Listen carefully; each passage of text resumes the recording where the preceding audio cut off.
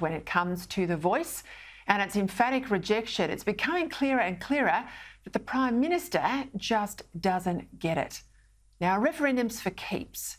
It's so much more definitive than passing a law that might be changed or electing a government that will eventually be defeated. When the Australian people speak at a referendum, that's final. But today, for the fourth day running, the Prime Minister, as yet, still doesn't want to accept their decision. Is it the Prime Minister's position that he doesn't know if he personally supports Makarrata Treaty and truth-telling until he speaks with the referendum working group? And what we have campaigned for, I said very clearly, was to listen to first Australians about matters that affect them. Now, if those opposite think that we should not listen to Indigenous Australians about matters that affect them at all, then they should say so. Spin and dodge. Listening to that, it's like Saturday never happened, but it did. Because while he still refuses to acknowledge the overwhelming result, Australians rejected his voice. They rejected treaties too that would carve up this country and spend billions in compensation.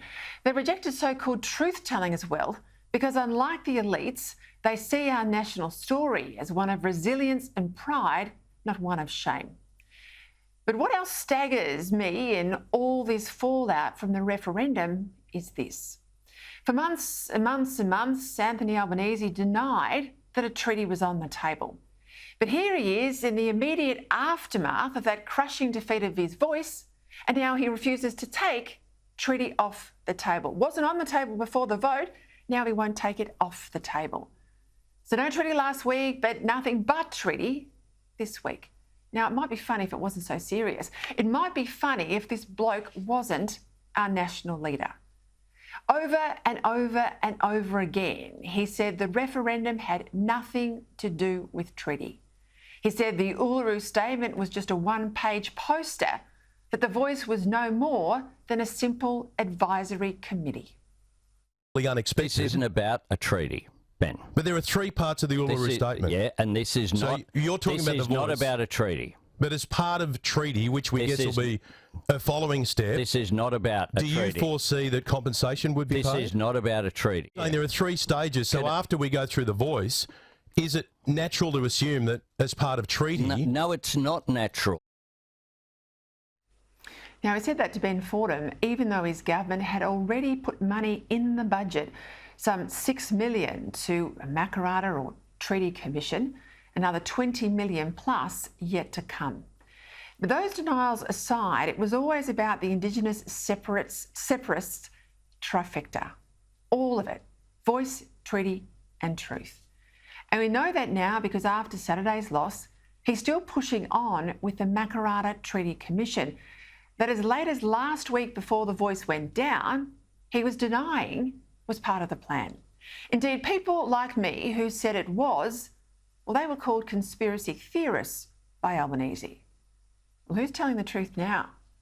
Here's the Deputy Prime Minister, Richard Marles, on the ABC on Sunday. We've made clear that we support the Uluru Statement from the heart, and that is a part of it. And so the principled commitment to everything that's contained in there we have made and we don't move away from. Here's the PM on Monday. Is the Prime Minister committed to Makarrata, truth-telling and treaty? What I'm committed to post the referendum is respecting what Indigenous people have said. Now, the voice was, with constitutional recognition, was important. Makarrata is simply a Yolngu word for coming together after struggle. I think it's a good thing that people come together, and I made that very clear on Saturday night that that is my position. Respecting Aboriginal people, but not the voters on Saturday. Here's the Prime Minister again on Tuesday.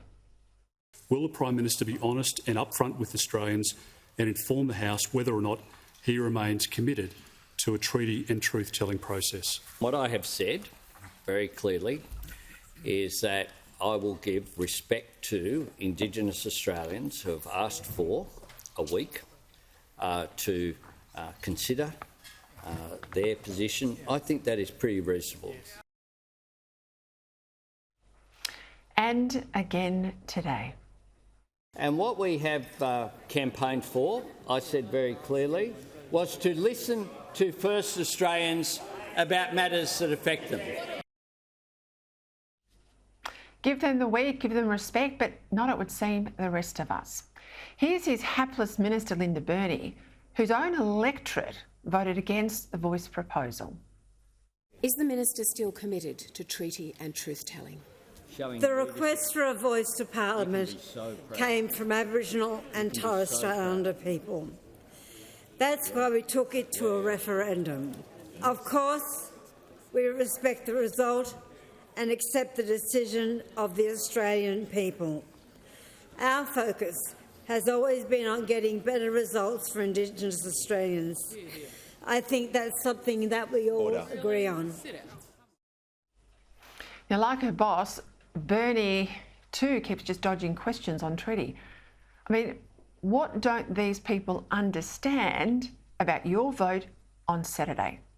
Surely they must be able to read the numbers as well as we all can, because listening to them in the Parliament, it's as if the referendum never happened.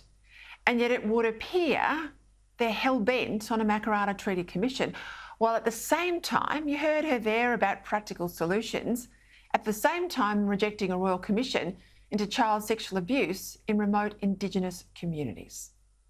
We need action for those children in remote communities, our most marginalised, suffering sexual abuse, neglect and other abuse. And like many of the interventions by those opposite, this is all about the politics and never about the solution. Always about the politics, never about the solution. What it's really about, an angry pursuit of the people that they don't like, who didn't agree with them in the recent referendum. Mate, almost 2/3 of the country didn't agree with you.